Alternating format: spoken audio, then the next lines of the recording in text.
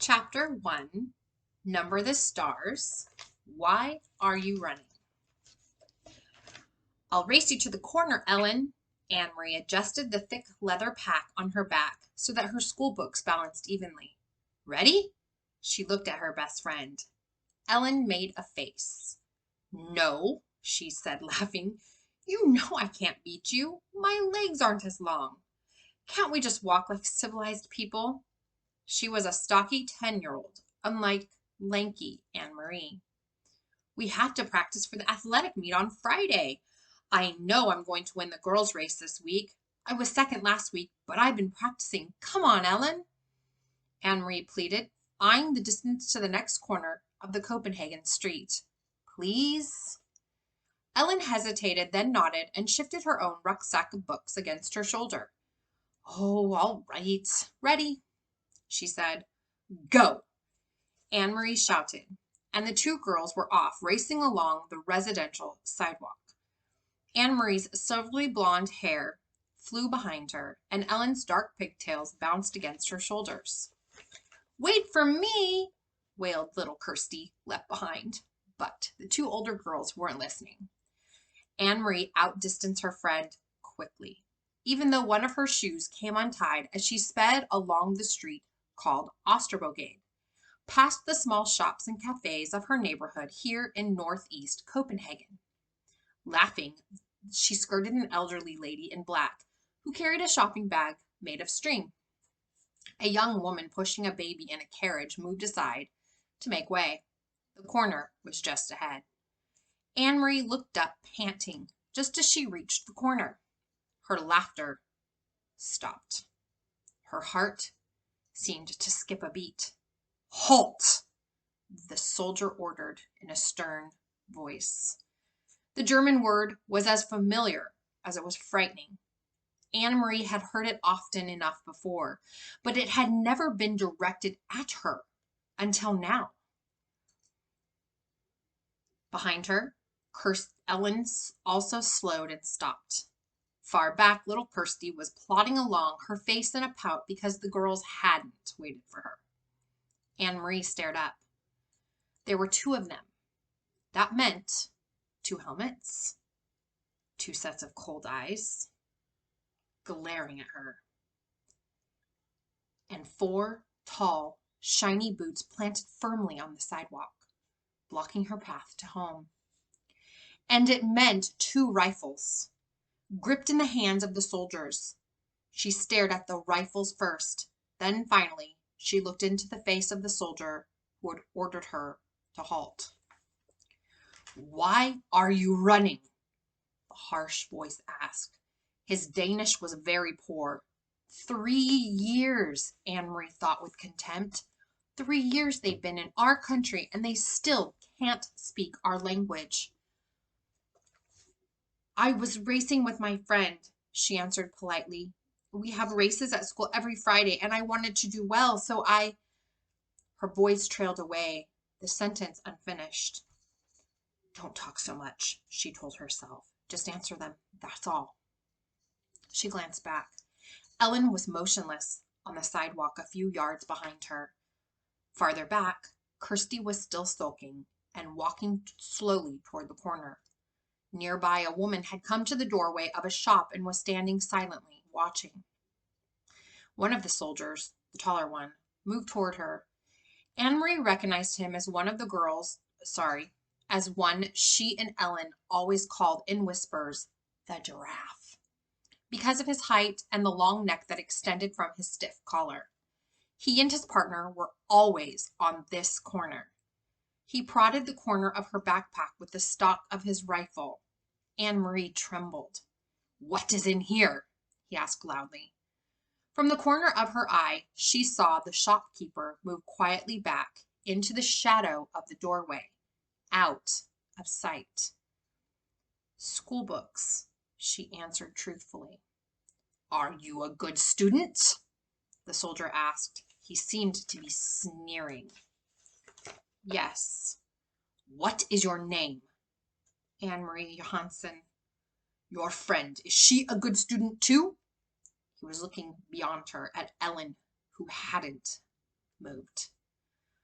Anne-Marie looked back too and saw that Ellen's face, usually rosy-cheeked, was pale, and her dark eyes were wide. She nodded at the soldier. "Better than me," she said. "What is her name?" "Ellen." "And who is this?" he asked, looking to Anne-Marie's side. Kirsty had appeared there suddenly, scowling at everyone. "My little sister." She reached down for Kirsty's hand, but Kirsty, always stubborn, refused it and put her hands on her hips defiantly. The soldier reached down and stroked her little sister's short, tangled curls. "Stand still, Kirsty," Anne-Marie ordered silently, praying that somehow the obstinate 5-year-old would receive the message. But Kirsty reached up and pushed the soldier's hand away. "Don't!" she said loudly. Both soldiers began to laugh. They spoke to each other in rapid German that Anne-Marie couldn't understand. "She is pretty, like my own little girl," the tall one said in a more pleasant voice. Anne-Marie tried to smile politely.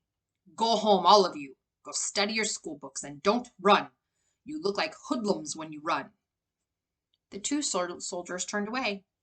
Quickly, Anne-Marie reached down again and grabbed her sister's hand before Kirsty could resist. Hurrying the little girl along, she rounded the corner. In a moment, Ellen was beside her. They walked quickly, not speaking, with Kirsty beside them, toward the large apartment building where both families lived. When they were almost home, Ellen whispered suddenly, "I was so scared." "Me too," Anne-Marie whispered back. As they turned to enter their building, both girls looked straight ahead toward the door. They did it purposely so that they would not catch the eyes or the attention of 2 more soldiers who stood with their guns on this corner as well. Kirsty scurried ahead of them through the door, chattering about the picture she was bringing home from kindergarten to show Mama.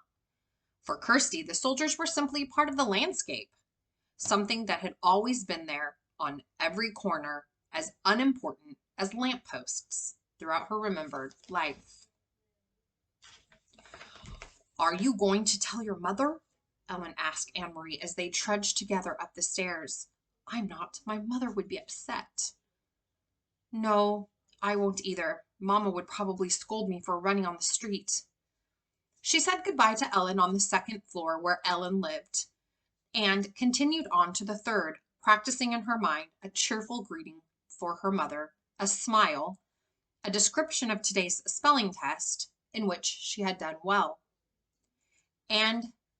But she was too late. Kirsty had gotten there first. "And he poked Anne-Marie's book bag with his gun, and then he grabbed my hair," Kirsty was chattering as she took off her sweater in the center of the apartment living room. "But I wasn't scared. Anne-Marie was, and Ellen too, but not me." Mrs. Johansen rose quickly from the chair by the window where she'd been sitting. Mrs. Rosen, Ellen's mother, was there too, in the opposite chair. They'd been having coffee together as they did many afternoons. Of course, it wasn't really coffee, though the mother still called it that, having coffee. There had been no real coffee in Copenhagen since the beginning of the Nazi occupation, not even any real tea. The mothers sipped at hot water flavored with herbs. "Anne-Marie, what happened? What is Kirsty talking about?" her mother asked anxiously. "Where's Ellen?" Mrs. Rosen had a frightened look. "Ellen's in your apartment. She didn't realize you were here," Anne-Marie explained. "Don't worry. It wasn't anything. It was the 2 soldiers who stand on the corner of Osterbrogade. You've seen them. You know the tall one with the long neck, the one who looks like a silly giraffe?" She told her mother and Mrs. Rosen of the incident, trying to make it sound humorous and unimportant, but their uneasy looks didn't change. "I slapped his hand and shouted at him," Kirsty announced importantly. "No, she didn't, Mama," Anne-Marie reassured her mother. "She's exaggerating, as she always does." Mrs. Johansen moved to the window and looked down to the street below. The Copenhagen neighborhood was quiet. It looked the same as always, people coming and going, from the shops, children at play, the soldiers on the corner. She spoke in a low voice to Ellen's mother. They must be edgy because of the latest resistance incidents. Did you read in De Fredansk about the bombings? Although she pretended to be absorbed in unpacking her school books, Anne-Marie listened, and she knew what her mother was referring to. De Fredansk, the Free Danes, was an illegal newspaper. Peter Nilsson brought it to them occasionally, carefully folded and hid it among ordinary books and papers, and Mama always burned it after she and Papa had read it. But Anne-Marie heard Mama and Papa talk, sometimes at night, about the news they received that way. News of sabotage against the Nazis, bombs hidden and exploded in the factories that produced war materials, and industrial railroad lines damaged so that the goods couldn't be transported. And she knew what resistance meant. Papa had explained when she overheard the word and asked. The resistance fighters were Danish people. No one knew who, because they were very secret, who were determined to bring them to the Nazis however they could. They damaged the German trucks and cars and bombed their factories. They were very brave. Sometimes they were caught and killed. I must go speak to Ellen, Mrs. Rosen said, moving toward the door. You girls walk a different way to school tomorrow. Promise me, Anne-Marie. And Ellen will promise too. We will, Mrs. Rosen, but what does it matter? There are German soldiers on every corner. They will remember your faces, Mrs. Rosen said, turning in the doorway to the hall. It is important to be one of the crowd always, be one of many. But be sure that they never have reason to remember your face. She disappeared into the hall and closed the door behind her. He'll remember my face, Mama, Kirsty answered happily, because he said I looked like his little girl. He said I was pretty.